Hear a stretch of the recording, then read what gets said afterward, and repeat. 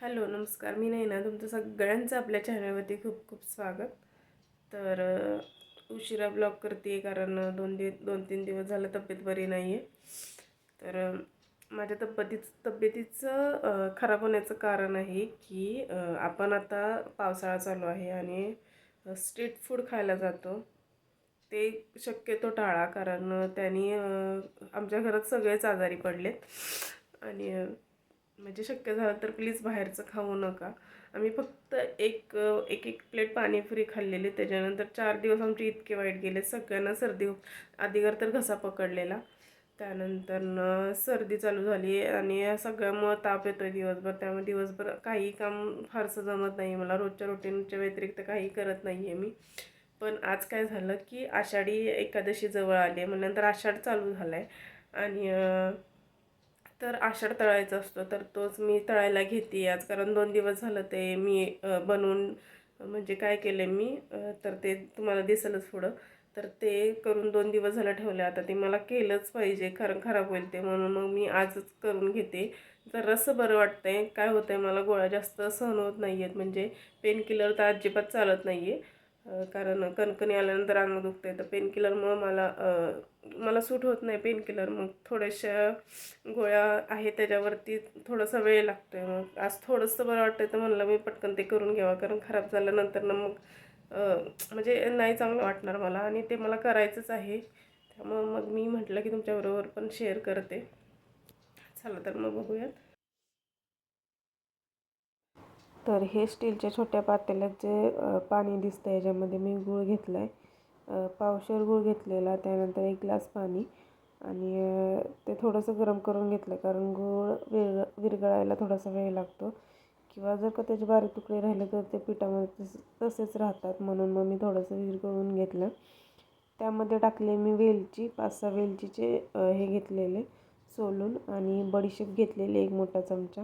ते थोडंसं मिक्सरला फिरवलेलं साखर घालून, आणि तेच हे पाण्यामध्ये टाकलेलं गरम पाण्यामध्ये. आणि हे सफेद जे वरती दिसते ते तीळ घेतलेत. शक्यतो खसखस टाकतात, पण माझ्याकडे खसखस नव्हती तर म्हणलं तीळ टाकून बघूयात, म्हणून मी हे तीळ घेतलेलं. आणि हे पाणी गरम करून थोडंसं थंड करून, म्हणजे पूर्ण थंड करून घ्यायचं, गरम गरम घ्यायचं नाही. आणि हे सगळं चपातीच्या पिठामध्ये मळून घेते. आणि थोडं थोडं पाणी घेत, ते गुळाचं पाणी घेतच आपल्याला पीठ मळायचं आहे. पिठामध्ये अजिबात पाण्याचा हात लावायचा नाही, कारण हे सगळं जे आपण बनवणार आहोत ते गोड व्हायला पाहिजे. पाणी घातल्यानंतर गोड कमी लागणार आपल्याला. आणि आपण पाण्याच्या अंदाजावरती गूळ टाकू शकतो, त्याचं एवढं काही हे नाही आहे. कारण जर का ते लिक्विड गोड लागत असेल तर आपल्याला पुऱ्या गोड लागतील. तर ह्या मापानेच घ्यायचं आहे. हे सगळं तुम्ही तुमच्या अंदाजानुसार घेऊ शकता, पण ह्याच्यामध्ये बडीशेप घालायला अजिबात विसरू नका, कारण बडीशेपने एक चांगली टेस्ट येते. तर हे सगळं पीठ मी आता मळून घेते व्यवस्थित.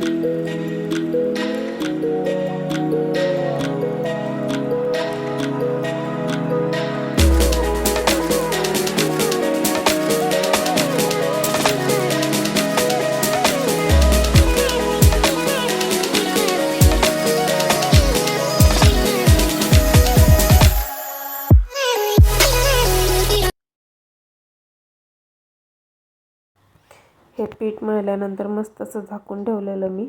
आणि त्यानंतर आम्ही पीठ मुरेपर्यंत आम्ही जेवून घेतलं. कारण पीठ थोडंसं मुरलं की छान त्याला ते आपल्याला लाटायला व्यवस्थित येतं. त्यामुळं मग मी थोडंसं मळेपर्यंत आम्ही सगळे मुलं आणि आम्ही सगळे जेवून घेतलं. ते आता माझं जेवण लवकर झालेलं, त्यामुळं मी किचनमध्ये येऊन किचन व्यवस्थित साफ केलं. कारण आत्ता मी माझा वेळ वाचवण्यासाठी मस्त असं किचनवरती ते सगळं लाटणार आहे. त्याचीच ती तयारी करते. तर किचनवरती लाटताना तर हे सगळं मोठी पोळी लाटणार आहे. मग त्यासाठी मला पीठ पण थोडंसं मोठ्या ह्याच्यात लागेल. माझं जे रोजचं चपातीचं पीठ घेते मी तो छोटा डबा आहे आणि ते व्यवस्थित करता पण येणार नाही. तर तो गोळा त्यात बसणार नाही. त्यामुळं मग मी डब्याच्या झाकणातच पीठ घेतलं आणि ते पीठ थोडंसं आपण जे मळलेलं पीठ होतं ते थोडंसं परत मऊ करून घेतलं आणि त्याचे समान आकाराचे भाग करून घेतले. साधारणतः 5 गोळे झाले त्याचे मोठे मोठे. तेल तापेपर्यंत आपण मस्त जे गोळे आहेत ते मर्दून घेणार आहोत, म्हणजे व्यवस्थित करून घेणार आहोत. आणि त्यानंतर मग त्याची एक पोळी लाटून घेणार आहे. हे तुम्हाला पुढे दिसूनच आता पोळी लाटून घेणार आहे आणि त्याला मी शंकरपाळ्याचा आकार देते. जास्त तुम्ही तुमच्या आवडीनुसार त्याला आकार देऊ शकता. अगदी ह्याच्या पुऱ्यासुद्धा छान लागतात. पण मी बऱ्याच वेळा बघितले तेव्हा तर तो शंकरपाळ्याचा आकार दिला जातो. कापणे म्हणतात बहुतेक त्याला. तर त्यासाठी मग मी त्याला म्हणजे तो आकार देऊन मस्त असं तळून घेते. तर आता तुम्ही पुढे बघू शकता, कारण ती पोळी लाटताना इतकी घसरत होती त्या किचनवरती. किचन पूर्ण पुसून मी सुकवून घेतलेलं, त्यामुळे पीठ वगैरे काय चिटकणार नव्हतं. पण गोळा एवढा मोठा होता आणि तो सतत सरकत होता. आणि पोळपाटावरती लाटताना आपण काय करतो, पोळपाट उंचीवरती असल्यामुळे आपला हात व्यवस्थित फिरायला थोडासा जागा पुरते. पण किचन वट्ट्यावरती जेव्हा लाटायला घेतो तेव्हा हात फिरायला जागा नव्हती. त्यामुळे ते लाटणंसुद्धा हातातनं सटकत होतं बऱ्याच वेळा. आणि खूप कठीण पीठ झालेलं. शक्यतो तुम्ही मऊ पीठ मळा. पहिल्यांदाच जर का गोळा मळताना घट्ट करत गेलो ना तर तो खूप घट्ट होत जातो गोळा.